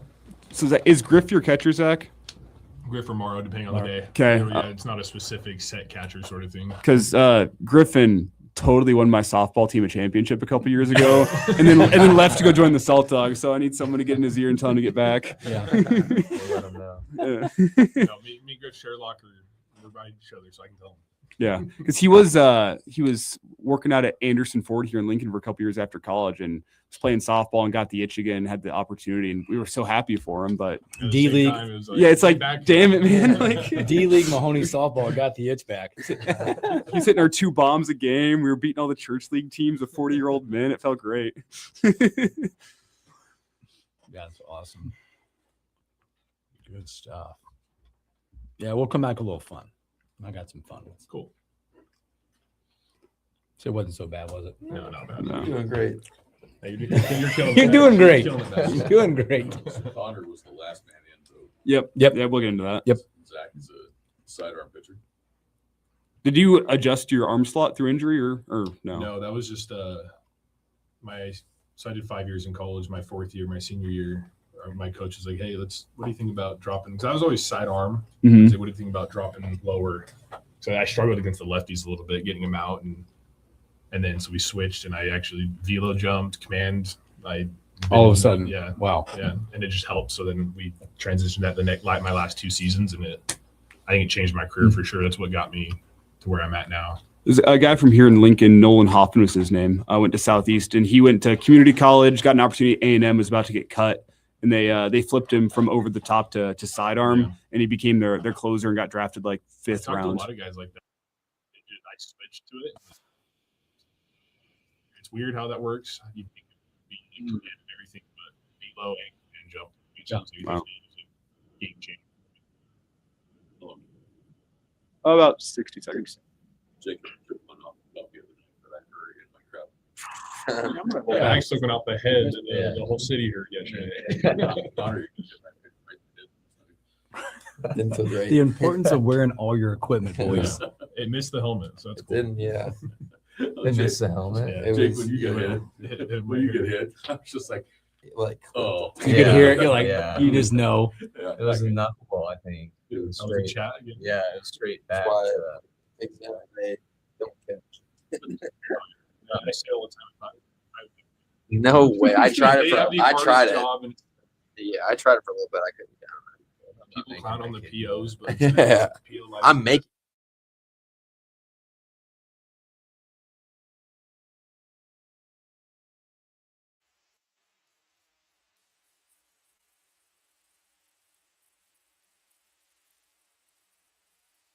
Welcome back to the Morning Hookup. Thanks for hanging out with us on a beautiful Thursday. Not as humid today. Gonna be hot. Beautiful day today. 87. Wow. It's gonna, like, you guys played 87 and be like feel like 90, 92 tonight. Perfect. So it's beautiful. Tomorrow, because I know you guys head to Sewer City tomorrow. That's what we call it here. Sewer City. They're at the bottom. See where they're at right now? Sewer City. But like 83 tomorrow here in Lincoln. Beautiful. Then it's gonna get hotter and heaty again next week. So Oh yeah, just in time. again, we got Zach, Connor, and Jacob here at Lincoln Salt Dogs All Stars. Connor, I want to ask you, man, you were last man in. It sounds weird, doesn't it? But like that's the fan vote. Yeah. Talk about that because the people loved you. Yeah, They no, got you in. It was fun, man. We the social media team had me doing some funny videos and stuff like that to kind of post on there, and then my mom might have sent it to 1,000 people to get me in there. Retweet, Yeah, repost, she was Instagram. her and my dad, they were texting people that they haven't talked to in years, trying to get that vote out there. So whatever they did in the social media team and everybody, all the fans and stuff, I appreciate it. It's gonna be really cool. So It's well deserved too. I mean, I bet is it over 350 on the year right now? yeah, I think I'm right there. Yeah. Yeah. How are you last man in? That's my I don't get question. that. 12 levels. Not up to me. Oh man. So as we talk about this season as a whole, I do want to get into one of the things with the American Association, the bus trips. Yep. Do you guys have that partner you always sit next to on the bus trips, or you guys stretch the legs out? Like, how do you handle that? Because there are some long hours on the bus. You guys go up to Winnipeg, you get on to Cleburne. What are you guys' individual strategies for dealing with that? Oh, they're going He's right. 6'5". This is the guy we got to talk to. He's got to share a seat. It's definitely, nobody shares. There's about a couple guys that share because there's so many seats. But for me, I just try and sprawl as best as I can. It's not tight. I mean, it is tight. It's not big at all. And a lot of guys, the smaller ones, will lay on the floor. A lot of guys bought like foam pads. They'll lay across the floor, across the seats, and they'll share. But it's definitely tough, but it's easy at the same time. It's hard to explain, sort of thing.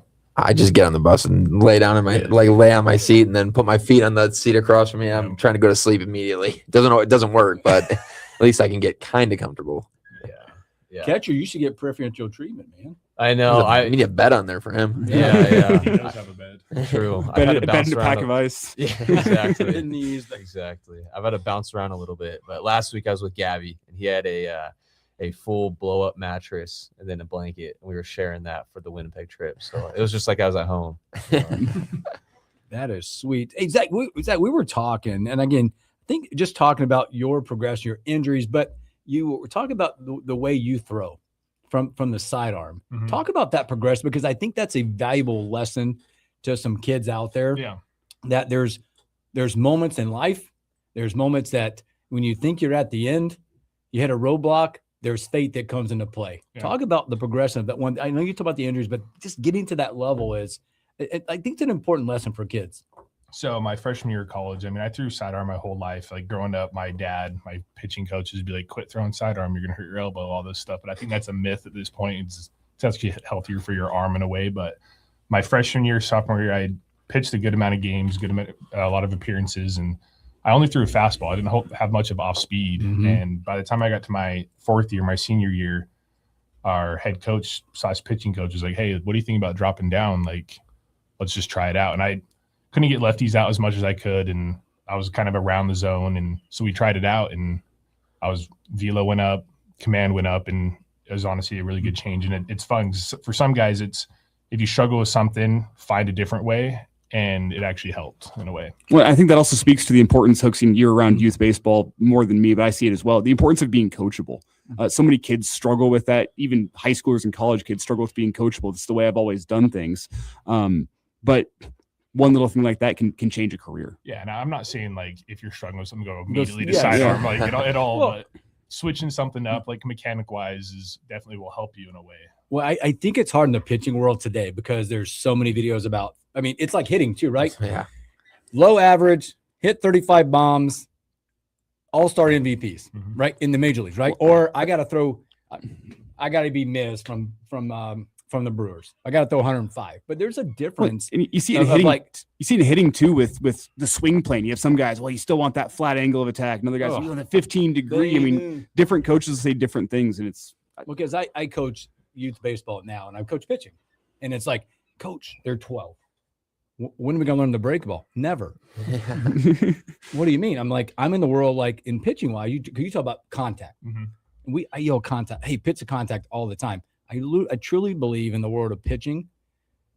4-seam, 2-seam change up in youth baseball, you can have some really effective outings. For sure.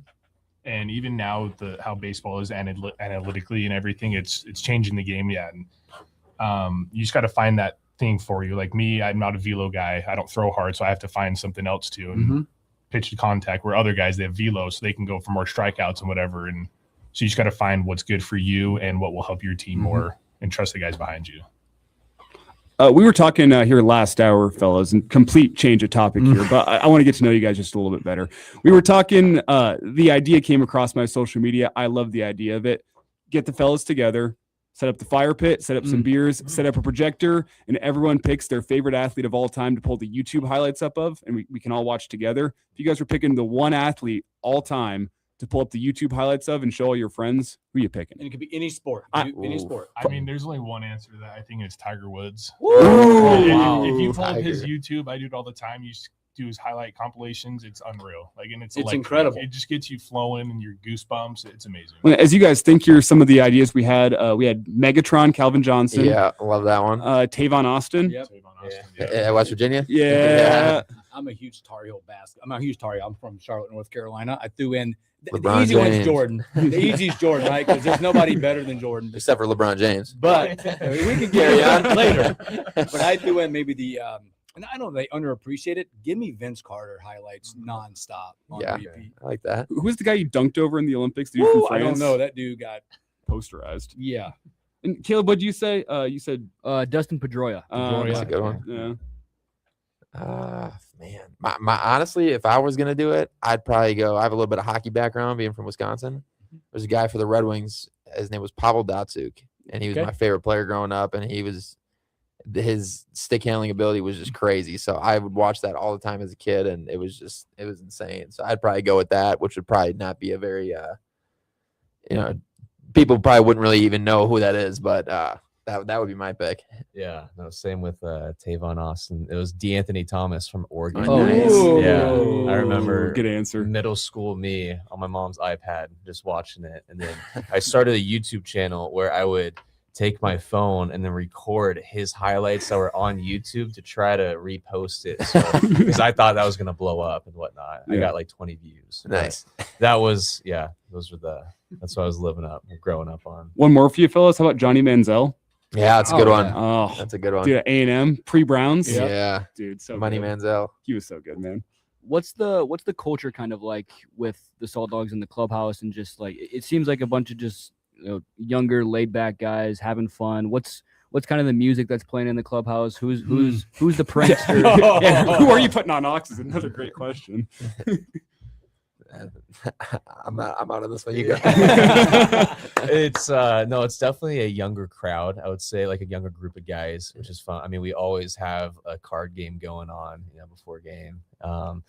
And usually for Ox, it's a mix between the guys. Sometimes like the Latins, they'll take over. You want Bad Bunny? Yeah. They have a very good a roster of songs. Some of them are the same ones, which we love it. But no, I would say definitely a younger crowd for the clubhouse, which is just it's just good vibes. It's a laxed, there's no hard personalities. I would say not a lot of those, which is nice. So we all get along very well, and it's a good camaraderie feeling. We definitely we all get it's a really like close group. Everybody's always hanging out, chilling, talking about whatever you could think of. The music, we get some Spanish music going. We get a little bit of Drake. Shump gets on the aux, gets some Bieber going. Yeah, and for us being the youngest team in the league, I think, right, and we don't have a whole lot of older guys. Those guys with like a lot of like time in the big leagues or whatever, and it's with us being so young and so close, you don't have that age gap of where it's like we don't have like cliques or anything. Everybody hangs out with everybody, and it's just like, hey, you want to go eat? Somebody goes. Like, it's like we're all just very close. I think it's because that age gap's very close to each other instead of being a big one.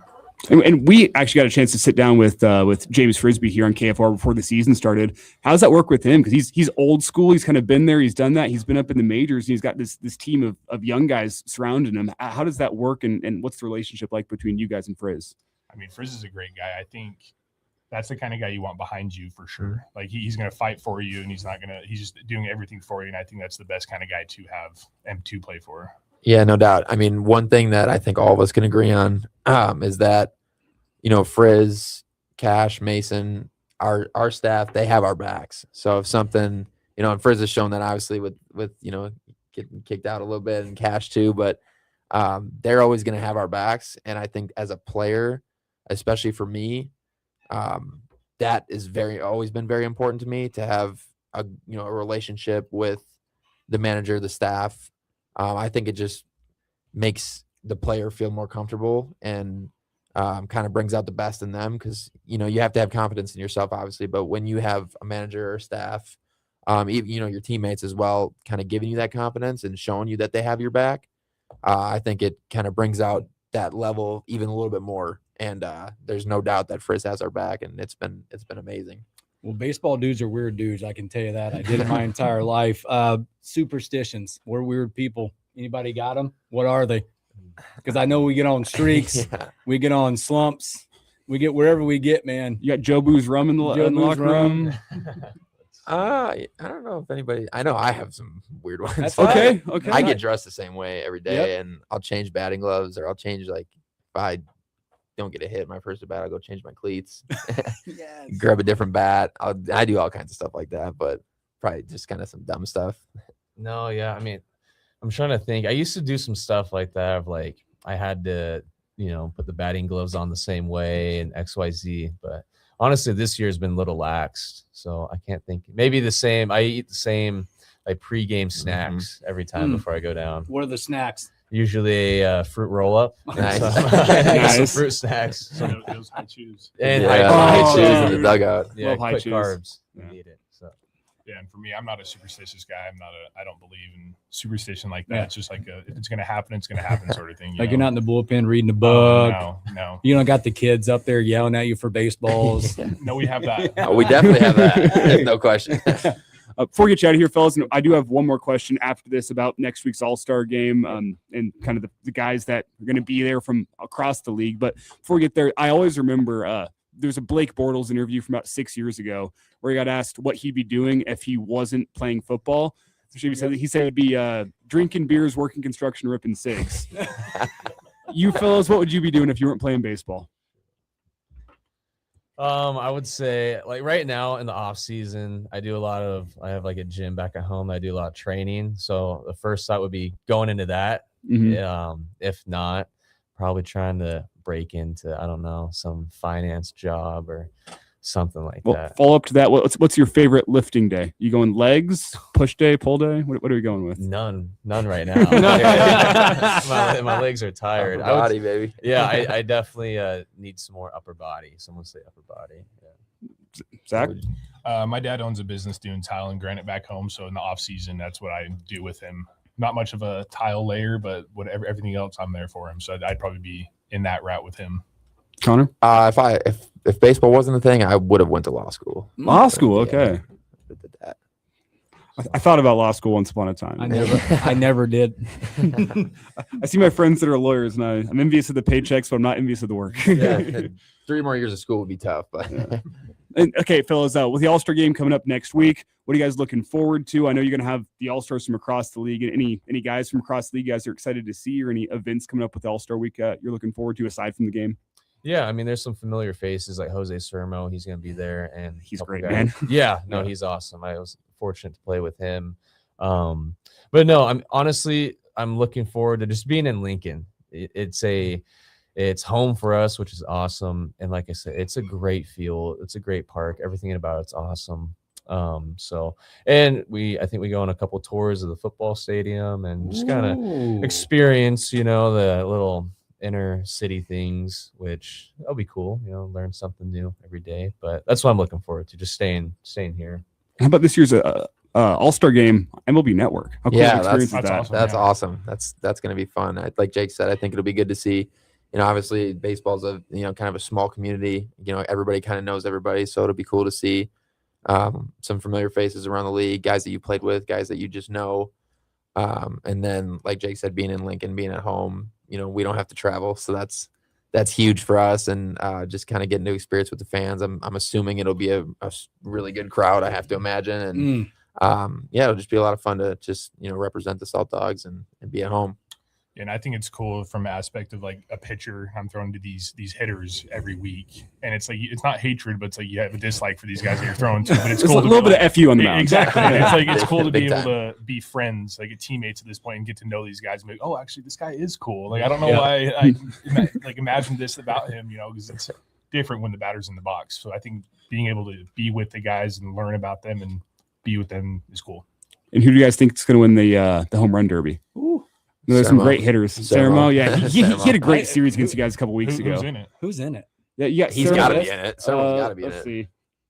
Probably like the top research department, 5 leaders in homers. Yeah, research department. I believe it is. Jairo Pomaris in that. Yeah, for real. Again, I'll continue doing research. Yep, as you're looking that up, man, I want to thank you guys for hanging out with us and congrats on your All-Star performance. But again, before the All-Star, it's the 14th and 15th. Get out tonight. It's Thursday at the ballpark, which always brings the crowds out. Yeah. that's the one thing about the Salt Dogs. Their theme nights are pretty dynamic. And again, you get the Watchdogs to come out and hang out with you guys. But tonight's Thirsty Thursday. The Railcats are in town, 6:35 first pitch tonight. And let me tell you what, for baseball. Thirsty Thursday is a great night at the ballpark. Well, man, when you're getting like what is it? When you're getting like $2 off draft beers and $4 tall boys, you're speaking the Midwest, baby. I had some good college nights at Haymarket Park on Thirsty Thursday. Tell you what. All right, fellas, really appreciate you guys stopping in with us here. Good luck tonight. I'm on the board tonight. So you can hear that game streamed live. KFOR, 6:35 first pitch, 6:05 pregame. Rich is sitting behind us. You'll hear him on the play-by-play tonight. Good luck tonight. Good luck the weekend, and enjoy your All-Star week. Thanks, guys. Thanks for you having guys. us. All right, we'll take our Thank you. final break of the hour. We'll come back with stories that we missed.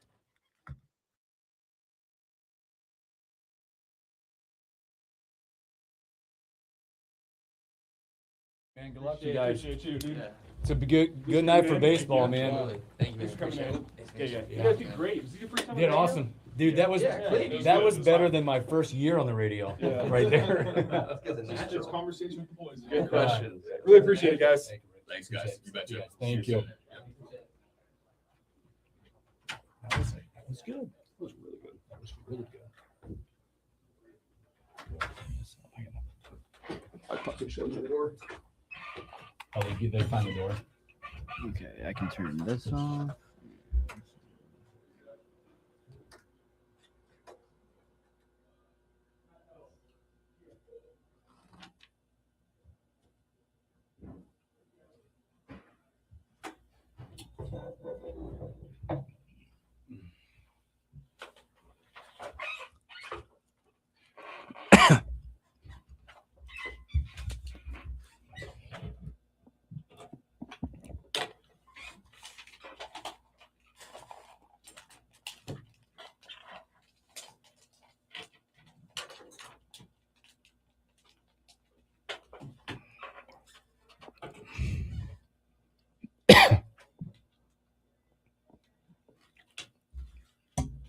Oh, house cleaning?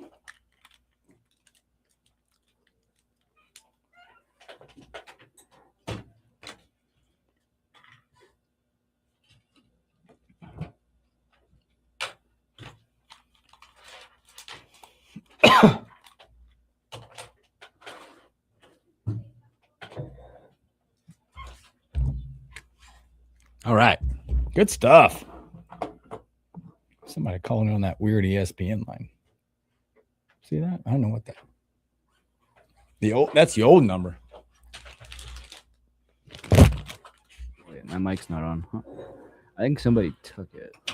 Looks like somebody's talking to him right now. Good stuff. Good dudes.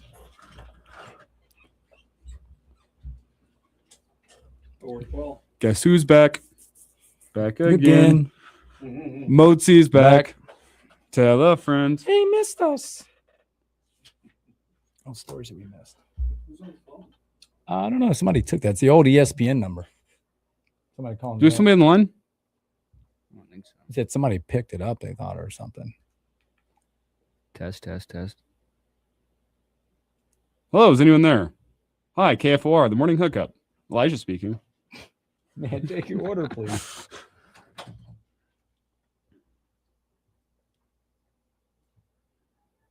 Should I drop it or? Yeah.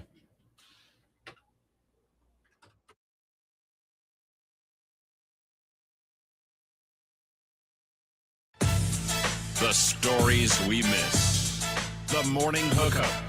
Welcome back in the morning hookup. Special thanks there to Zach McCleve, Connor Basneski, and Jacob Morrow. Your Lincoln Salt Dogs All-Stars.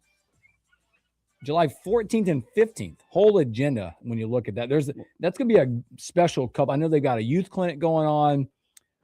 There's a home run derby. There's all kinds of stuff going on, including the game and fireworks after. Yeah, and if you guys aren't familiar, those guys, we kind of laid them out. Those guys having some fantastic years. Jacob, the catcher, how about batting 375 on the year? Woo! That's just silly to go along with 17 RBIs. You got Bagneski batting 350 on the year. He's got 23 RBIs. And then we talked about McCleve as well, being just shut down, hasn't given up a home run this season. It's across about 20 innings of work. And what did we say? 18 strikeouts to go along with that as well. Yeah, 19 innings, 18 strikeouts. Yeah. So those three guys all having some fantastic seasons, and we talked about how hot the Salt Dogs have been as of late. Those three dudes, big reasons why they've been coming into their own. Yeah, those All-Stars festivities, you get your tickets on there on Lincoln on saltdogs.com. But they got a youth clinic going on. But on the All-Star game day, 4 o'clock gates open, 4:30 open and festive. They have a home run derby at 5, which home run derbies are always fun. That'll follow by a 7:30 first pitch All-Star game and 10:45 time frame fireworks. And if you've ever been to a Friday night fireworks at Haymarket Park, they're amazing. Yeah, they do it right. And it should also be noted, can't make it down. We will be carrying the American Association All-Star Game live here on KFOR. You've been hearing Rich all season long, and he'll have a chance to do the All-Star Game. So we're looking forward to that. It's always fun for a broadcast whenever it's guys just in and out of the lineup, pitcher in and out. It's a lot of work, a lot of prep, but it's also a lot of fun for a broadcaster to get and do that. So Rich will be on the play-by-play. I'll be back here producing in the studio. We're looking forward to having the All-Star Game here in Lincoln. It's been in the works for a little over a year now. We announced that live during a Salt Dogs broadcast last year, and Lincoln's been gearing up. The American Association's been gearing up, and the time is almost here. It's one of those things, trust me, folks, you're not going to want to miss it. The American Association does the All-Star Game, right? Get out, family fun. The home run derby will be awesome, and then you get to see the best of the American Association, guys that have played affiliated ball, guys that have played in the big leagues, or guys that, if they continue playing how they're playing this season, you could be seeing on an affiliated roster, an MLB roster soon. And there's guys every single year, essentially, that leave the American Association, get the call from a big league club, and move on up to AAA baseball and get the call up MLB and kind of make their dreams come true. I wanted to give Zach a hug. He kind of glossed over it, but you mentioned 100 games in 115 days. He's got a newborn. Give that guy a hug. Well, not to mention his career journey. Yeah, 3 years, no baseball, injuries, coming back and being pushed. And I mean, fate just takes over. You need somebody at a point in time. That's one of those things where at some point in time, turn it off and listen. There's people in your corner that'll have your best interest, that will push you, that will love you. And sometimes it's just worth just listening. That sounds like that story was. Right? Just listen. Speaking of those kinds of guys, we got Ernesto on the line. Oh, Ernesto, what's up, brother? Not too much, man. Phenomenal interview, and it must be an omen. I'm in the central time zone. I'm in Tennessee. You're interviewing those well-spoken dudes. I passed by the Chattanooga Lookout Stadium, literally, while you're. So one of those guys, or all three of them, are going to the bigs. I'm telling you. I really enjoyed that. Lincoln's lucky to have those three. Well, you know what's crazy? And you guys too. You know what's crazy? We didn't even mention this because they were here, but like, go back and look at what that Connor Bagneski did last year. 23 home runs and 110 RBIs. Yeah. Amazing. And Elijah, I'm gonna have to call you the prophet because you brought up Blake Bortles, and he literally he works for a roofing company now. Yeah, he said that's what he wanted to do with his life if he wasn't playing football. That was the dream for him. And hey, more power to him. Yeah, and he has it on the sports station. They actually have a commercial, and he's like, I have to wear the red shirt. And they go, yeah, you got to pick up all the garbage. And he goes, I was always good in garbage time. Yeah. Hey, and credit to him. I mean, the guy made $47 million in the league. The fact that I respect a guy that after making his money in the league wants to go back to work and put in the effort, because there's some folks that would try to ride that money till the end of their days. But I think that kind of speaks to who Blake Bortles is and the type of person you need to be a high level athlete. Those guys love the work. Yeah, and I can tell you this, he always found time for my son, and he knew him by name. And I have pictures, with my kid when he was just a little kid, and, he was always just very, very nice guy. And sorry about that. But the guy I would want to watch by the campfire with you guys is Ronaldinho. Ooh. Oh, Ronaldinho for Brazil. Those highlights, insane. Yeah, and and that's what came to mind. And hey, I'm gonna do my best imitation of the United States soccer team. I'm choking. I gotta go. Woo! Ernesto, brother, appreciate you. Thanks for call it in. Yeah, and with that Blake Bortles question, one of the things I kind of wanted to emphasize with that is what makes the Salt Dogs so special is these guys are in the offseason working jobs, making the baseball dream live. Like kind of wanted to get the story behind the scenes of what these guys are doing, and maybe not the sacrifices, but I guess sacrifices is the word. Is Connor talked about thinking about going to law school, but baseball comes first. Like that's what baseball means to him. And these other guys that are working odd jobs and doing things for the months of September through February to make the dream happen. You will not find a harder working bunch of guys than that team you'll find with Lincoln Salt Dogs. Speaking of dreams that are coming and happening, we haven't talked about in a while. There's another All-Star, there's a former Nebraska middle infielder who's an All-Star. Max Anderson was added to the Major League Baseball 2026 All-Star Futures game. He will be, it's the way it goes, it's 25 prospects of the American League versus 25 prospects of the National League, July 12th in Philadelphia. The game will be on NBC at 11 o'clock that day. By the way, he's a second-round pick. You know what he's doing right now? 303, 13 doubles, a triple, 9 home runs, and 32 runs driven in right now in AAA Toledo for Detroit. Give him the call. Give him the call, but he will an All-Star nod in a futures game for a former Husker. What's Bryce Matthews been up to recently? I know he has gotten the call before. He was playing for the Astros. I was gonna say, when I was there in that Nebraska, go back basketball wise, the week in Houston when we were there, we saw him play. I know he's been kind of bouncing around between triples and majors, but he's currently in the major leagues, batting 2. Of course, Baseball Reference wants to be slow on me this morning. He had a hit tonight. We were there. It's kind of fun to see him. Yeah, batting over the Mendoza line so far this year. He's got 7 bombs on the year and 223 plate appearances. 41 hits on the season. So good for Bryce. Nice. Well, former Huskies. Probably it's Jake Meyer still on that team, right? Is he still on the active roster there? Yep. Nice. I think he just came back from injury, but yes. And breaking stories that we missed, because I know we talked about this a little bit back in hour 1. What's Scotty Scheffler doing? Because he has just jumped Rory McIlroy as the betting favorite to be the outright winner of the Genesis Scottish Open. I'm not sure how he started his round. Remember, it was 1-over at one point. Remember in Happy Gilmore when he said Happy learned how to putt? I think Scotty found his putter again because that's been kind of harping him as of late. And now live as we speak, Rory has re-jumped Scotty back into the betting favorite. If you're live betting golf this morning, hilarious. Dear God. They got some really good rounds going on. I'm trying to find Scotty right now. Scotty 3 under through 10 now. Oh, wow. That's with a bogey, I believe. I think he bogeyed number 2 this morning. Yeah, 3 under through 10. It's a gettable course. If you look at the scores right now out there, there's a lot of good scores being thrown out there. Like the leader, like the top dogs are really tearing this place apart right now. But they're also getting some pretty good conditions. I'm trying to find. Can PGAtour.com make it easier for me to see live scores, please?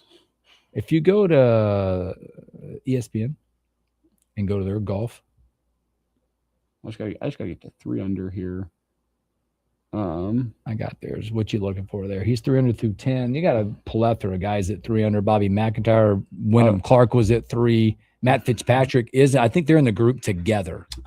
This would explain it for Scotty. How about 3 straight birdies on 8, 9, and 10? Hello. Yeah. So bogey number 2, then birdies number 4, then birdie on 8, birdie on 9, birdie on 10. That'll get you going. And he is currently playing. He's got a 4-foot putt to save par on number 11 right now. Things are looking up. Patrick Reed, by the way, he's 400 through 10. Again, all this getting right as you head into, I believe it's Royal Birkdale coming up in a few weeks. A story that we missed that I'm sure everyone will care about. The trade has officially been completed in my fantasy league. I have jumped up from the number 12 pick in this year's fantasy draft up to number 3. Explain the deal behind that, because you were kind of talking about maybe getting the snake into that thing. I ran some mock drafts. I talked with some trusted fantasy experts, I'll say, and neither pick was bad. We decided that I decided that from a value point of view, I liked the value of the 3 slot just as much as I liked the 12 spot. I liked having the 13th overall pick more than I liked having the 12th overall pick. But the third overall pick, I haven't picked in the top 3 in a long time in this league. I decided it was time to make the jump. I have pretty much guaranteed myself CeeDee Lamb, but I don't hate that. Is there I think you're fine. Is there anybody else that I would realistically take at number 3? Because it's going to be Bijan number 1 and probably Jahmyr Gibbs number 2. Do I look at going Puka at 3? Do I look at going Jackson Smith and Jigba at 3? Maybe. So I don't think I'm going Jonathan Taylor at 3. No. Puka. I don't mind that. I like Jamar, I think. Okay. It's Jamar or Puka. More than maybe we'll talk a little fantasy tomorrow. Let's just start talking. Tomorrow, YZ, you're out, right? YZ gone. You and I will kind of be here. Theo Malone's going to join us. Can't wait to talk soccer with you. You guys have a great Thursday. We'll catch you on a Husker Homer Friday.